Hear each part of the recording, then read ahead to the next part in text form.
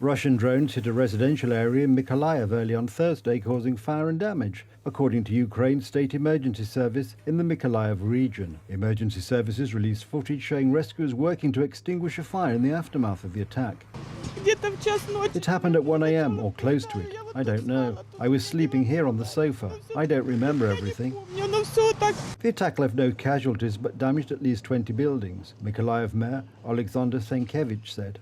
Ukrainian air defense and mobile drone hunter groups shot down 11 out of 17 Russia-launched drones over 4 regions of the country, the Air Force said on Thursday. It said in a statement that the Iranian-made Shahed drones were downed over the Odessa and Mykolaiv regions in the south, the Dnipropetrovsk region in the southeast, and the central Vinnytsia region.